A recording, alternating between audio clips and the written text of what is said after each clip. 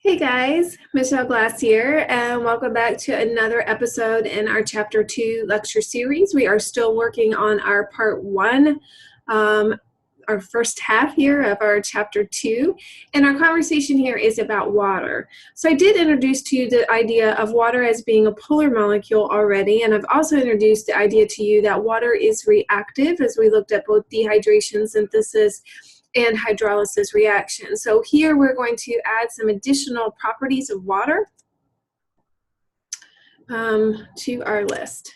Okay, so reminder again, water is reactive, so we will see it involved in a lot of the chemistry of the body. We've already talked about water as being the fluid that's found inside of the cell and also the fluid surrounding the cell, so we'll see it important in the body chemistry in that respect as well.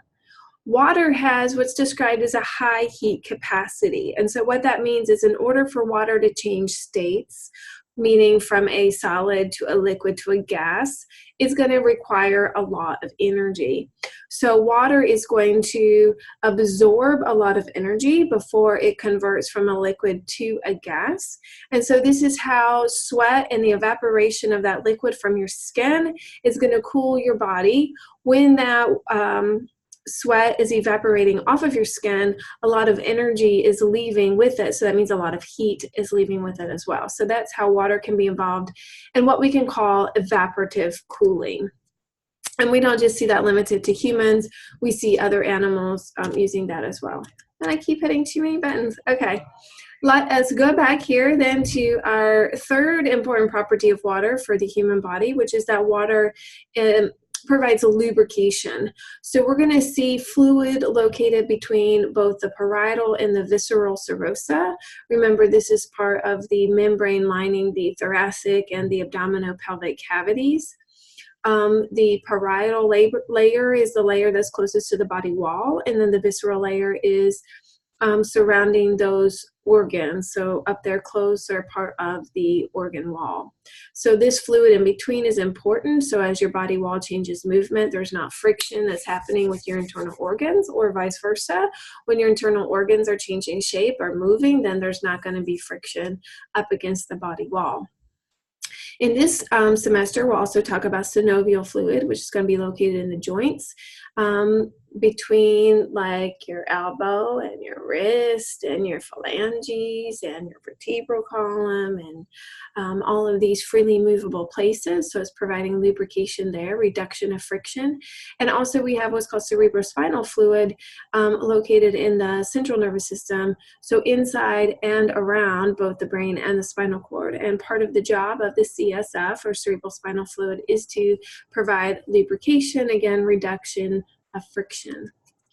And then finally, we'll talk about water as a universal solvent. Universal solvent is talking about water's ability to dissolve stuff. Okay, so let's talk about these terms for just a minute. We have what is called the solute and the solvent, and together they make up a solution. So let us demo that for just a minute here. Okay, I'm back. So we're going to be talking again about the terms solvent and solute. Now, I like to describe the term solute as the stuff that's being dissolved, okay? So we are going to be making a salt water solution. I'm not going to measure anything, I'm just going to dump. So that might mean some of our solute doesn't dissolve in water, but we will see that some does. Okay, so I just have a cup here, and I just have some regular kitchen salt. Make sure I don't pour anything on my computer. So I'm going to add my solute, my stuff, into my cup. And then I'm going to add my solvent. The solvent is the dissolver. Now, water is the universal solvent, so that means it's going to dissolve more stuff than anything else. So if I add in my yummy water in with my salt, and I mix it, and you know what, I'm going to mix with my pencil. But I didn't get my ratios right because I just poured. So I still have some salt that's hanging out at the bottom of my cup, but most of the cup then is the salt water. If I were to drink it with this, I'm not going to. I would be able to taste the salt dissolved in with that water, okay? Now, why is water a universal solvent? Oops. Because water is polar. It's going to dissolve anything else that has a charge. So salt is sodium chloride. That's that ionic compound that we drew out earlier in our chapter 2 series. You have a positive charged sodium ion and a negative charged chloride ion, and you have water, which is polar, meaning it has slight positive and slight negative charges. And we know that opposite charges attract. And so what we'll see is that that sodium is going to separate from the chloride, and it's going to be surrounded by the negative charge of the oxygen molecule, of the oxygen in the water molecule. And then we're going to see the reverse of that happening with the chloride. So we can draw that out. Here's our sodium chloride. And I've positioned it here surrounded by water. So notice, because my water molecule is slightly polar, I didn't write my charges for my water molecule. I should probably have done that. You could add that into your notes.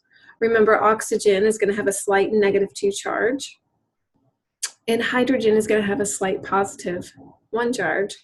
So all those slightly positive hydrogens are oriented as much as possible around that chloride, and all those negative charged, slight negative charged oxygen atoms are going to be positioned around the sodium. And so we'll see that anything that has a full charge, like an ion, or anything else that's polar, so that it has slight charges, is going to dissolve in water. So when we talk about solubility, whether or not something dissolves, we can use the little phrase, likes dissolve likes. So polar things dissolve in polar solvents, and nonpolar solutes dissolve in nonpolar solvents. Any molecules that like or dissolve in water, we're going to refer to as hydrophilic, where philos means love. So hydrophilic can translate to water-loving. The opposite of that is described as hydrophobic, where phobia means fear. So you can translate this to water-fearing. Any molecules that are nonpolar are going to be considered hydrophobic. The group that we'll talk about most often are those fats or lipids. And you already know this. You know that oil and water don't mix. You're going to form an oily layer over top of water. And that's because of the differences in the polarity. We have here another term that we need to know, and that's called a colloid, and we're going to see this cropping up again next semester, especially when we're talking about cardiovascular system. A colloid is a suspension in the water, so it's not actually where the molecules dissolve, but they are going to be suspended. And this is happening very often with our proteins because they are too big to fully dissolve in the water, but they will stay suspended in the water. So this is a good example of a colloid.